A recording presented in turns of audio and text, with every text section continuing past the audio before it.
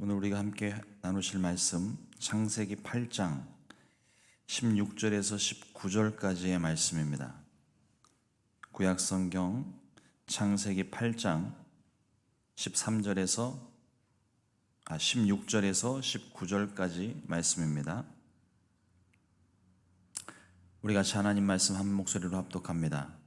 너는 내 아내와 내 아들들과 내 며느리들과 함께 방주에서 나오고 너와 함께한 모든 혈육 있는 생물 곧 새와 가축과 땅에 기는 모든 것을 다 이끌어내라.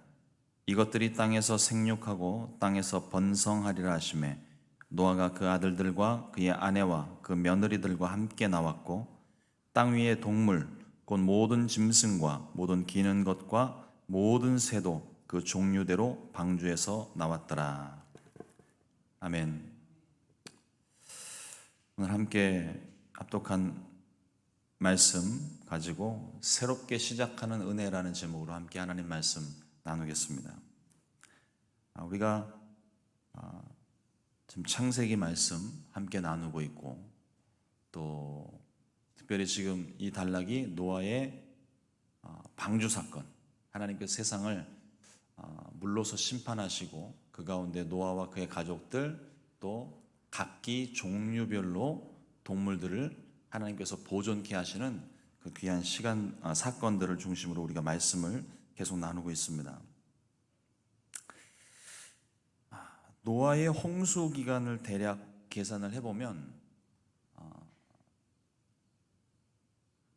약 한 280일 정도, 그리고 노아와 가족들이 홍수 전후로 방주 안에만 머물렀던 기간을 다 합치게 되면 대략 한 377일이 계산이 됩니다. 1년이 넘는 시간이죠. 땅에서 물이 물러나기 시작하고 드디어 마른 땅이 나타나기 시작했습니다. 그런데 노아와 그의 가족들 그리고 그 방주 안에 있던 모든 동물들은 방주 바깥으로 나오지를 않았습니다.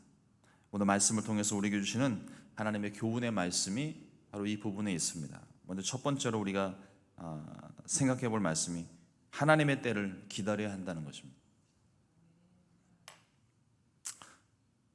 노아가 방주 안에서만 1년이 넘는 시간을 지냈어요. 얼마나 답답했을까요? 1년 넘는 시간 방주 안에만. 제가 미국에 처음 도착했을 때 정확히 28일 동안 호텔 안에만 있었습니다. 물론 이제 밥 먹는 시간, 그 다음에 잠깐 미팅을 하는 시간, 그 시간들을 제외하고는 정말 하루 종일 눈 뜨고 잘 때까지 호텔, 말이 좋아 호텔이지 호텔이 아닌 거예요. 장기 거주하는 그 인 있잖아요. 딱 들어가면 오른쪽에 주방 비슷한 거 있고 앞쪽에 침대 하나 덜렁 있는 그 공간에서 딱 28일이 있는데요. 정말 죽겠더라고요. 답답해서 너무 미국에 대한 처음 왔던 그 두려움과 공포와 또 낯선 여러 가지 감정들이 막 이렇게 있는데 그때 저에게 그 호텔로 인도해 주셨던 한 분이 저한테 그러시더라고요. 여기 총 가진 사람 많으니까 절대 바깥으로 나오지 말래요. 그리고 거의 한 25일, 6일쯤 됐을 때 비로소 알았어요. 거기서 걸어서 5분 거리에 월마트이 있더라고요. 차도 없고 뭐 미국 지리 하나도 모르고 뭐 생소하고 두렵고 낯설고 하는 어떤 그런 상황 가운데 있다 보니까 5분 거리에 월마트 있는데 그걸 못 걸어가 가지고 28일을 인에만 머물렀습니다. 말 그대로 인했죠. 인. 정말 답답해요. 근데 노아와 그의 가족들이 1년이 넘는 시간을 방주 안에만, 나올 수도 없어요. 온 사방이 물입니다. 두렵고. 그러니까 그 사방에 물로 가득한 곳에서 노아가 볼 수 있는 것이 과연 무엇이 있었을까요?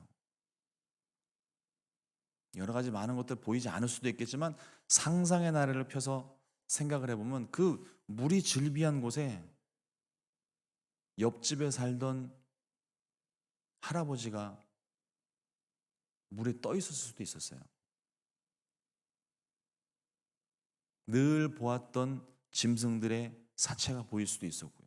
어쩌면 그 모든 것마저 다 가라앉고 아무것도 보이지 않는 그냥 망망대해를 1년 동안 떠 있었습니다.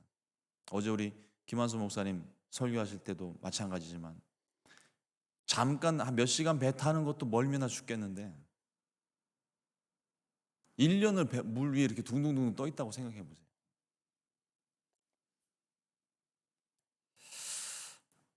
물이 빠져야 나올 수가 있습니다. 그때까지 기다려야 되는 거예요. 하나님 말씀 한마디면 무춘 드러나라. 천지를 창조하실 때 하셨던 그 말씀대로 무춘 드러날지어다. 물은 빠질지어다. 하나님께서 말씀 한마디면 쫙 빠지지 않겠어요? 하나님 말씀 안 하세요. 기다리시는 거예요. 하나님이 기다리시니까 노아가 기다릴 수밖에 없고 모든 만물이 기다릴 수밖에 없고 저와 여러분들이 기다릴 수밖에 없는 겁니다. 믿음은 기다림의 연속입니다. 하나님께서 이루어 주심을 믿는 그 믿음으로 기다리는 거예요. 근데 우리 마음은 항상 조급하죠. 내 삶의 주인이 나라고 생각을 합니다. 아닌 것 같은데 내 삶의 주인이 나라고 늘 생각을 하고 있어요. 그러니 내 몸도 생각도 마음도 가족도 자동차도 내 마음대로 하는 거예요. 내가 가고 싶은 대로 가고 앉고 싶으면 앉고 서고 싶으면 서고 하고 싶으면 하고 말고 싶으면 말고.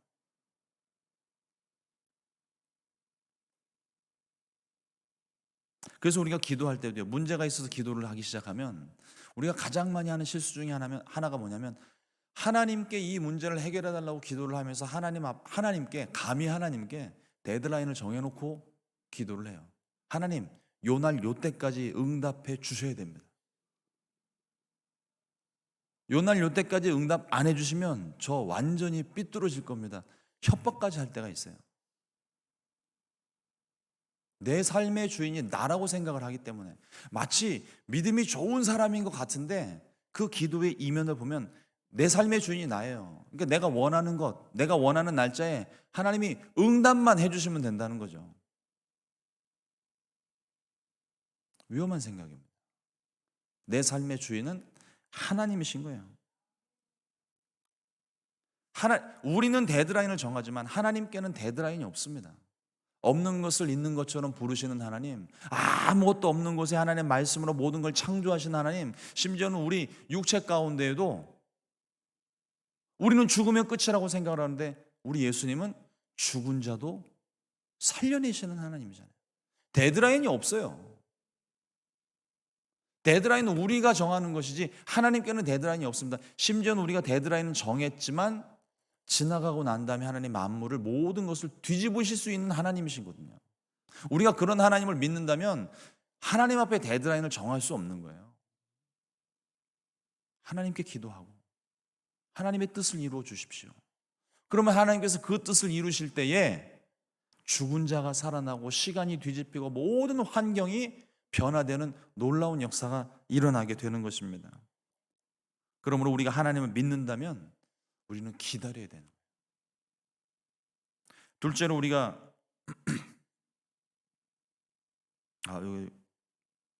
기다림의 시간에 대해서 한 가지 더 말씀을 드립니다. 이 기다림을 우리가 참 참기 힘들어하는데 조급함 때문에 그래요. 앞서 말씀드린 데드라인으로 내가 그때까지 문제가 해결돼야 되는데 라고 하는 조급함입니다. 하나님께 묻고 가도 하나님 내가 어떻게 하면 좋겠습니까? 하나님의 뜻이 무엇입니까? 하나님께 묻고 가도 늦지 않아요. 근데 우리는 그 기다림의 시간을 참 힘들어합니다. 기다림의 시간은 지루한 시간이 아니라 설레임으로 가득한 시간이에요. 하나님께서 이루실 것을 믿기 때문입니다. 하나님께서 기적을 행하실 것을 내가 믿기 때문입니다. 아니, 그 하나님이 내가 원하는 대로, 내가 바라는 대로 기적을 행하지 않는다 하실지라도, 문제를 해결해 주지 않는다 하실지라도, 하나님께서 우리에게 가장 좋은 것을 주시는 하나님, 내가 생각하는 것 이상으로 좋은 것을 주시는 하나님 이심을 믿기 때문에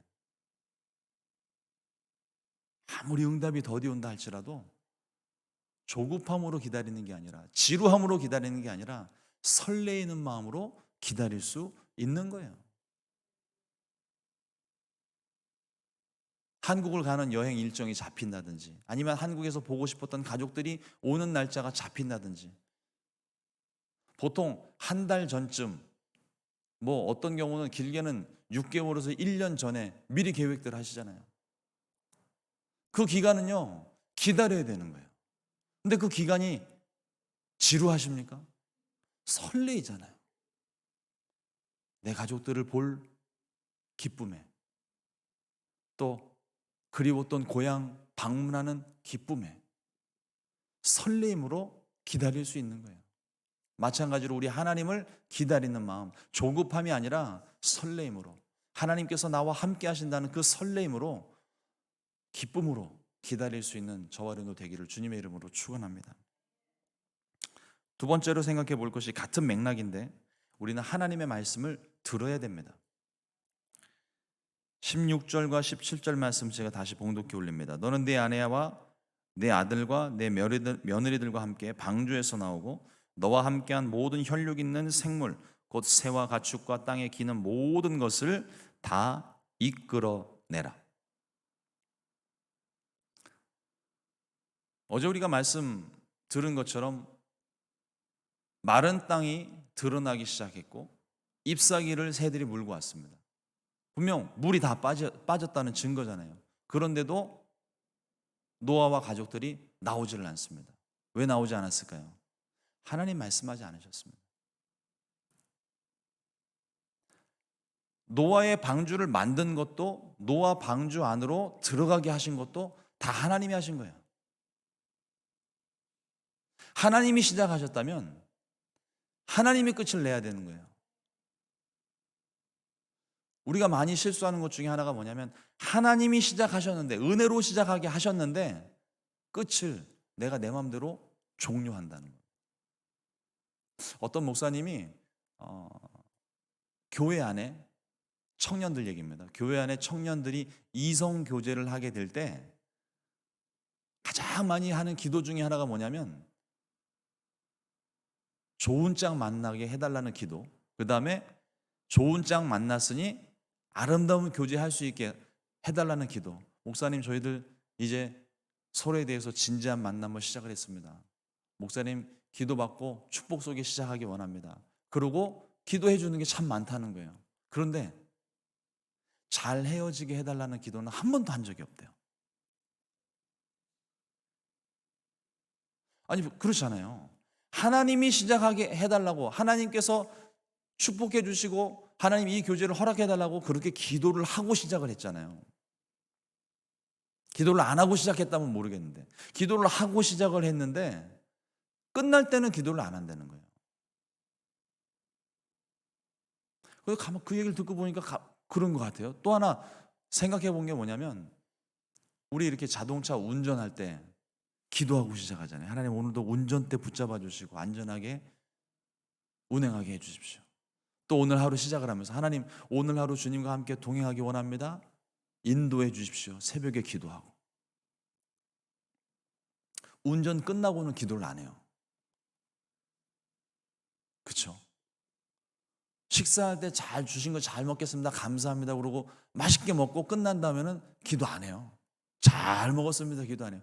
인사는 우리 저기 권사님들에게, 또 아내분들에게. 끝날 때는, 마무리할 때는 기도를 하지 않는다고요. 너무 극단적으로 제가 말씀을 드리는지 모르겠지만 우리의 삶이 그런 훈련들이 필요합니다. 하나님께 기도하고 시작하고 하나님께 기도하고 끝을 내는 거예요. 노아가 그런 삶을 삽니다. 마른 땅이 보인다고 무조건 나오지 않았어요. 하나님의 말씀을 기다렸습니다. 바쁜 현대인들이 듣는 것에 익숙하지가 않아요. 너무 바쁘니까 빨리 결정하고 빨리 해치우고 빨리 쉬고 모든 걸 빨리빨리. 한국 사람만 그런 게 아니더라고요. 미국 사람도 급한 사람은 엄청 급해요. 달라스에 제가 있다 와서 그런지 모르겠는데 더운 동네잖아요. 사람들이 진짜 세워라 내워라예요. 천천히. 심지어는 거기에 사는 한국 사람들도 천천히. 근데 시카고 오니까 조금 느낌이 다른 것 같아요. 신호 바뀌었는데 저는 지난 10여 년 동안 한 번도 신호 바뀌었다고 뒤에서 크락션 울린 적이 없거든요. 여기는 신호 바뀌고 잠깐이 정말 잠깐이에요. 2초도 안 된 것 같은데 빵 그러더라고요. 내가 동네를 바꿨구나. 정신이 번쩍 드는.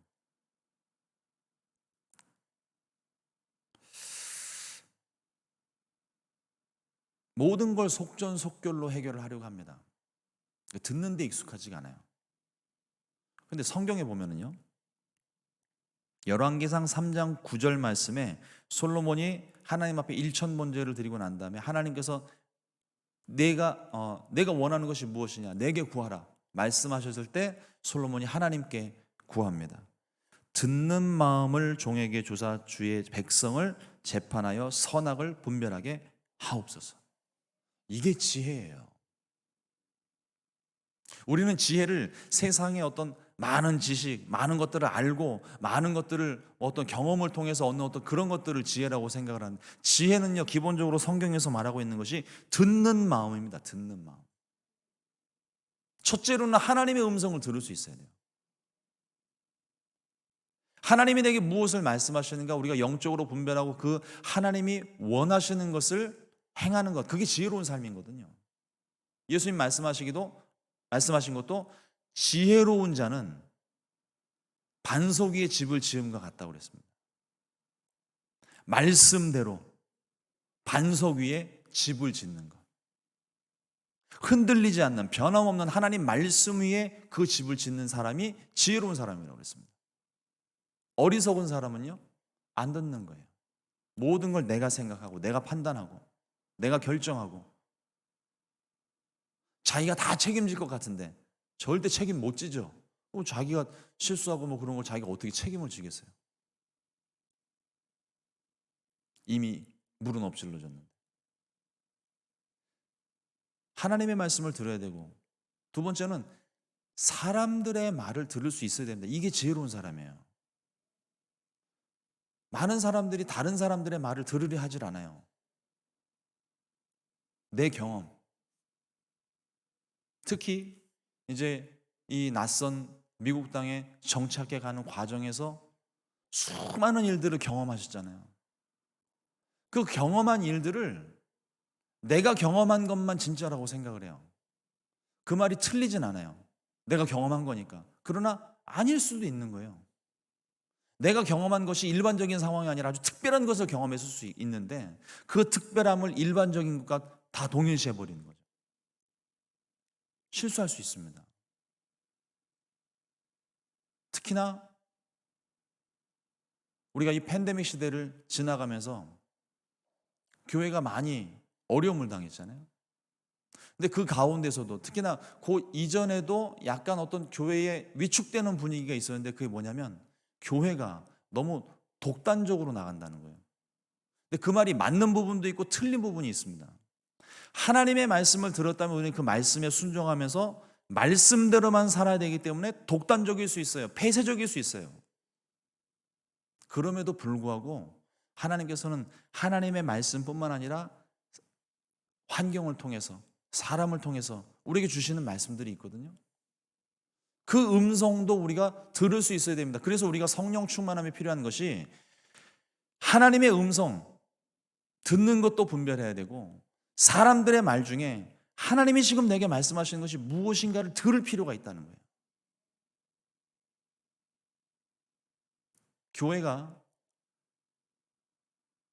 세상 사람들로부터 지탄의 대상이 되는 것, 또 세상 사람들이 이따금씩 하나님이 살아계시다면 증거를 보여라, 그럼 내가 믿겠다, 그 말이 들려질 때 우리가 한 번 더 생각해 봐야 될 게 뭐냐면, 내가, 예수 믿는 내가 그 사람에게 살아계신 하나님을 나타내지 못했다는 거예요.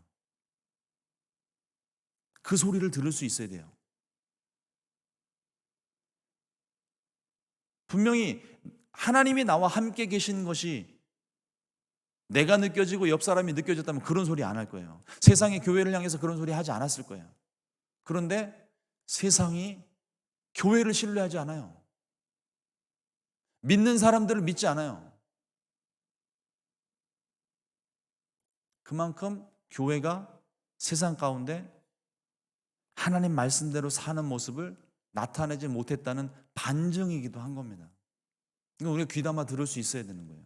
그걸 들을 수 있는 지혜가 있기를 주님의 이름으로 축원합니다.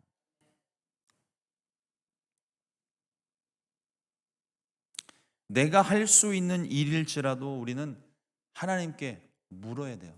제가 성경 속에 다윗을 참 좋아해요. 근데 그 다윗의 몇 가지 중요한 삶의 지혜로운 삶의 어떤 특징이랄까요? 그 중에 하나, 이제 앞으로 여러분들에게 많이 제가 강조하게 될 것 같아요. 다윗은요, 블레셋과 싸우러 나갈 때 항상 하나님께 물었습니다. 항상 하나님께 묻고 또 묻고 또 묻고. 다윗이 기름 부음을 3번 받은 거 아세요? 처음에 사무엘이 기름 부어 왕을 세우고, 그것 때문에 거의 십수년을 도망 다녔잖아요. 사울에게 도망 다니고, 그 다음에 남유다의 왕으로 될 때 기름 부음을 받고, 온 이스라엘의 왕으로 세움 받을 때 기름 부음을 또 받습니다. 그런데 아무것도 모르던 상황 가운데 사무엘이 기름 부어 세울 때를 제외하고는 나머지 기름 부음 받을 때는, 기름 부음은 받은 왕이기 때문에 왕 되는데 전혀 문제될 게 없어요. 그럼에도 불구하고 하나님께 묻습니다. 하나님, 내가 올라갑니까? 올라가냐는 그 표현은 하나님, 내가 순종해야 됩니까? 왕이 돼야 됩니까? 라는 물음인 거예요. 올라가라. 헤브론 올라갑니까? 올라가라. 블레셋과 싸우러 나갈 때도 하나님 올라갑니까? 올라가라. 하나님 또 올라갑니까? 아니, 이번엔 올라가지 말고 옆으로 돌아서. 심지어는 이 다윗이요, 전쟁에 능한 장수예요. 광야에서 양떼를 치면서 어려서부터 목동을 치고, 또 광야에서 십수년을 막 방황하면서 정말 산전, 수전, 공중전 다 겪은 사람이에요. 그리고 블레셋과의 싸움도 많았기 때문에 너무나 전술에 능한 사람, 민첩한 사람, 광야에 아주 밝은 사람이에요. 그런데도 불구하고 하나님께 묻습니다. 하나님, 이 블레셋 사람들을 에게 올라갑니까? 이게 직진하라는 얘기, 직진하는 거 얘기하는, 정면 돌파를 얘기를 하는 건데, 하나님 정면 돌파를 얘기하십니다. 그런데 어떤 날은 정면 돌파가 아니라, 아니, 나무 위에 숨어 있다가 기습 공격하라는 방법까지도 하나님이 알려주시는 거예요. 그 성경에 기록이 돼 있어요. 항상 다윗은 하나님께 뜻을 묻고 묻고 또 묻고 또 물어서 그 뜻을 어긋나지 않으려고 몸부림쳤던 사람입니다. 밧세바를 간음할 때 하나님께 뜻을 묻지 않았어요. 하나님, 내가 밧세바와 함께 해야 됩니까? 말도 안 되는 얘기죠. 그러니까 안 물은 거예요. 그러니까 넘어지는 거죠. 물었다면 하나님이 당장에 다리 몽둥이로 분질렀을 거예요. 그렇게 해서라도 죄짓지 않게. 하나님은, 아니, 다윗은 묻지도 않았고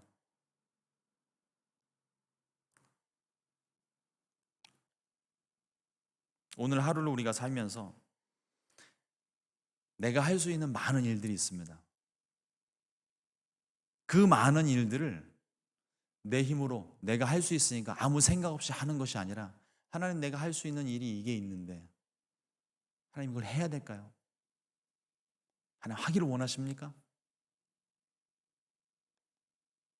하나님의 음성을 듣고 말씀대로 행하는 오늘 하루가 될 수 있기를 주님의 이름으로 축복합니다. 마지막으로, 하나님은 날마다 만물을 새롭게 하시는 하나님이십니다. 창조의 질서가 있어요. 오늘 벌써 6시 다 돼가니까 벌써 바깥이 벌써 환해지잖아요. 우리 성전 들어올 때만 해도 깜깜했는데 성경이 기록을 합니다. 저녁이 되며 아침이 되니 이는 첫째 날이라. 그게 하나님이 이 땅 가운데 세우신 창조의 질서예요. 저녁이 되고 아침이 되니 이는 첫째 날이라, 둘째 날이라, 셋째 날이라, 저녁이 되고 아침이 되니 내일이더라. 매일매일 우리는 그 새로운 날을 맞이합니다. 저녁에 피곤해서 죽을 것 같은데 자고 일어나면요 멀쩡해요. 안 죽었어요. 오늘도 힘을 얻고 눈 뜨고 나왔습니다. 하나님이 은혜를 주신 거예요. 잠자는 것도 이게 그냥 피곤하니까 쓰러져 육체가 자는 게 아니라, 하나님이 그렇게 천지를 창조하셨고 우리 몸을 만드신 거예요. 쉴 땐 쉬어야 되고 잠을 잘 땐 자야 돼요. 나 건강하니까 며칠 밤은 끄떡없어 막 날밤 새면은요 폭삭 늙어요. 잠을 자고 충전해야 다음날 살아갈 힘을 얻고, 매일매일을 하나님은 매일매일을 새롭게 하십니다. 사람들이 생각이 항상 악할 뿐임을 보시고 하나님이 한탄하셨고 물로 심판하셨습니다. 그러나 하나님의 심판은 끝이 아니에요. 진짜 끝이 오는 날이 있는데 아직은 아니에요. 개인적으로 하나님이 심판하시고 징계하실 수 있지만, 그것은 하나님이 우리를 죽이기 위해 심판하시는 것이 아니라, 죽이기 위해 징계하시는 것이 아니라, 너희는 어디 혼나봐라 그러고 때리려고 징계를 하시는 것이 아니라, 우리를 바로 세우기 위해, 우리를 살리기 위해 때로는 징계와 심판도 허락하시는 겁니다. 자녀들이 성장해 나갈 때 잘못된 판단하고 잘못된 길로 나아갈 수 있어요. 그거를 부모님들은 이미 경험을 해봤기 때문에 그 길이 옳지 않다는 걸 아니까 잔소리를 하기도 하고, 몇 번 잔소리하다가 안 되면 회초리를 들기도 하는 거예요. 진짜 심각한 잘못을 했으니까 어디 한번 너 맞아봐라 그러고 성질을 내면서 비록 때릴지라도, 진짜 부모님의 마음은 그게 아닌 거잖아요. 잘 되라고, 위험하니까 바로 세우기 위해서, 잘 성장하게 하기 위해서 때로는 매질을 하기도 하고 혼을 내기도 하지만, 그러나 그것이 그 사랑하는 자녀를 죽이기 위해서, 정말 미워서 때리는 게 아니잖아요. 하나님이 우리를 향하신 심판과 징계도 마찬가지라는 겁니다. 죄가 있어서 하나님이 비록 심판했지만 하나님이 온 세상을 쓸어버리진 않으셨잖아요. 노아와 그의 가족들, 모든 각종 동물들의 암수 한 쌍씩 하나님이 씨를 남겨두고 그 존재들, 하나님이 구원하신 그 존재들을 통해서 다시 만물이 새롭게 되고 인류가 번성하기 시작하고 각종 동물들이 세상 가운데 채워지기 시작하고 만물을 새롭게 하셨습니다. 날마다 새롭게 하시는 하나님의 은혜는 예수님을 통해서 우리에게 또 다른 은혜를 베풀어 주셨습니다. 고린도후서 5장 17절 말씀에 그런즉 누구든지 그리스도 안에 있으면 새로운 피조물이라. 이전 것은 지나갔으니 보라 새 것이 되었도다. 어제가 가고 오늘이 새로워진 것처럼 우리가 주님 안에 있을 때 매일매일이, 매 순간이 우리는 날마다 새로운 피조물이 되는 겁니다. 어제의 죄짓고 방황하던 내가 아닌 거예요. 주님 안에 나올 때, 주님 안에 머물 때, 주님 내가 이런 죄를 저질렀습니다, 용서해 주시고 다시 주님이 나의 왕 되시고 주님이 나의 주인 되어 주셔서 나를 새롭게 하여 주옵소서. 매일매일 이와 같은 고백을 통해서 저와 여러분들의 삶이 새롭게 되는 줄로 믿습니다. 오늘 우리는 새로운 삶을 시작을 합니다. 모든 것이 똑같아 보이지만 어제와는 분명 다른 오늘이에요. 같은 시간에 움직이고 같은 시간에 차를 가고 같은 시간에 차를 마시기도 하고 누구를 만나고 모든 것이 다 똑같아 보이는데도 어제와는 다른 오늘인 거예요. 오늘도 우리를 새롭게 이끄시며 새로운 일을 하나님이 예비해 두셨습니다. 어제의 은혜 위에 오늘의 은혜를 더하고 계십니다. 하나님의 은혜를 경험한 노아와 그의 가족들은 홍수 심판에서 구원을 받았어요. 건짐을 받았습니다. 은혜 받은 사람들의 똑같은 반응이 나와요. 8장 20절 말씀에 노아가 여호와께 제단을 쌓고 모든 정결한 짐승과 모든 정결한 새 중에서 제물을 취하여 번제로 제단에 드리더니, 은혜에 감사하여 드리는 예배를 하나님이 기뻐 받으십니다. 누가 시켜서 하는 예배가 아니라 은혜에 은혜 받고 감동해서 드리는 예배, 정말 마음에서부터 우러나오는 예배, 이 예배를 하나님이 기뻐하시는 거예요. 예배는요, 드리는 거예요. 우리 잘못된 표현 중에 하나, 자꾸 예배 본다는 표현을 쓰는데 예배는 보는 거 아닙니다. 저와 여러분들이 삶으로 드리는 거예요. 다 드리는 거예요. 시간도, 육체도, 마음도, 물질도 하나님 필요하시다면 다 드리는 겁니다. 그게 예배인 거예요. 온 마음과 정성을 다해서 드리는 것이 예배입니다. 하나님을 믿고 우리가 복을 받았으니, 구원을 받았으니 어찌 기쁘지 않겠어요? 다 내어드릴 수 있죠. 믿는 사람들의 기쁨의 표현이 바로 이 드림이라는 겁니다. 드림, 예배. 하나님께는 예배를 드리며 이웃과 세상에는 나눔으로 드려지는 삶, 구제하는 삶을 우리가 사는 것입니다. 하나님 만물을 새롭게 하셨어요. 오늘도 우리를 새롭게 하셨고 새롭게 인도하실 줄로 믿습니다. 이미 우리 안에 그 기쁨이 충만하고 그 설레임이 가득합니다. 놀라운 하나님의 은혜가 오늘 하루에 충만하시기를 주님의 이름으로 축원합니다. 기도하겠습니다. 하나님, 오늘도 귀한 말씀 허락하시고 우리의 마음 가운데 하나님의 은혜를 사모하는 설렘을 주시니 감사합니다. 만물을 새롭게 하셨사오니 우리 심령도 새롭게 하시고 오늘 하루도 새롭게 하시는 은혜 가운데 하나님의 은혜를 충만하게 경험하는 귀한 한날 되게 하여 주시옵소서. 예수님의 이름으로 축복하고 기도드렸습니다. 아멘.